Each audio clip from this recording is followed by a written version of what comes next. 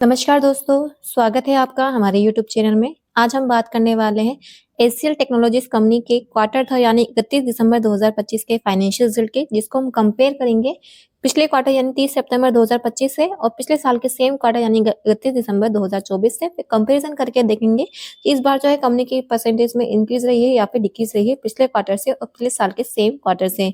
तो सबसे पहले हम बात करते हैं कंपनी के टोटल इनकम की। तो कंपनी की जो टोटल इनकम है इस क्वार्टर में है 34,200 की, पिछले क्वार्टर में थी 32,300 की और पिछले साल के सेम क्वार्टर में थी 30,300 की।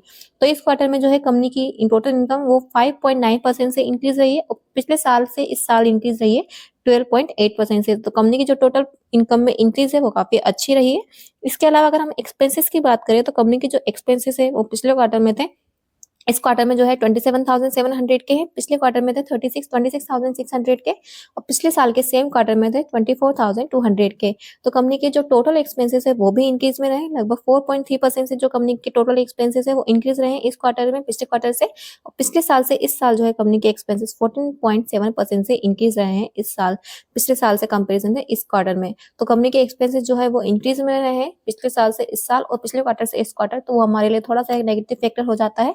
इसके अलावा अगर हम कंपनी के प्रॉफिट आफ्टर टैक्स की बात करें तो profit for the period year जो कंपनी का चल रहा है इस क्वार्टर में वो है 4,028 का, फिर पिछले क्वार्टर में जो क्वार्टर था उसमें था यानी क्वार्टर सेकंड में था 4,236 का और पिछले साल के सेम क्वार्टर में था 4,594 का।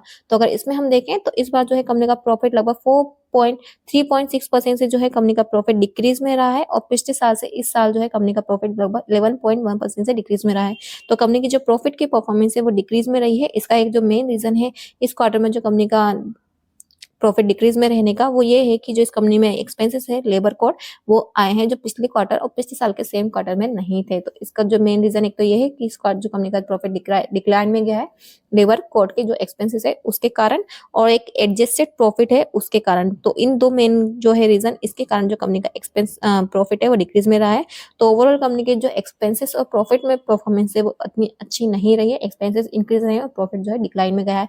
इनकम जो है कंपनी की टोटल इनकम वो इंक्रीज में रही है जो काफी अच्छी बात है इस कंपनी के रिगार्डिंग। इसके अलावा अगर हम कंपनी के कुछ ईपीएस की बात करें तो कंपनी का जो ईपीएस है बेसिक वो भी फिलहाल है 15.06 का इस क्वार्टर में, पिछले क्वार्टर में था 15.63 का। तो पिछले क्वार्टर से इस क्वार्टर जो है कंपनी का ईपीएस वो भी डिक्रीज में रहा है और पिछले साल था 16.94 का। तो पिछले साल से इस क्वार्टर में जो है कंपनी का वो ईपीएस वो भी डिक्रीज में रहा है। तो ईपीएस की परफॉर्मेंस भी जो है कंपनी की डिक्रीज में रही है। तो एचसीएल टेक्नोलॉजीज का जो क्वार्टर थर्ड का रिजल्ट है वो अभी इतना ज्यादा इफेक्टिव नहीं रहा है, इतना ज्यादा इंप्रेसिव नहीं रहा है, प्रॉफिट जो है डिक्लाइन में रहे हैं कंपनी के। तो वो एक हमारे लिए थोड़ा सा इतना अच्छा पॉजिटिव इम्पैक्ट नहीं डालता है। और होपफुली जब 2025 के एंडिंग आएगी, 2026 की एंडिंग आएगी, इस क्वार्टर की एंडिंग आएगी क्वार्टर फोर की, तब हो सकता है होपफुली जो अपने सारे ओवरऑल एक्सपेंसेस से प्रॉफिट है उन सबको रिकवर कर ले और कंपनी प्रॉफिट में रहे। तो ये थे इस कंपनी के क्वार्टर थर्ड के फाइनेंशियल रिजल्ट। इसके अलावा और भी कंपनियां हैं जो अपने फाइनेंशियल रिजल्ट जल्दी लेकर आने वाली है, तो मैं उनकी जल्दी ही अपडेटेड वीडियो लेकर आऊंगी। इसके अलावा अगर आपका कोई भी डाउट है किसी भी कंपनी के रिगार्डिंग कुछ भी पूछना चाहते हैं तो आप उसे कमेंट में पूछ सकते हैं।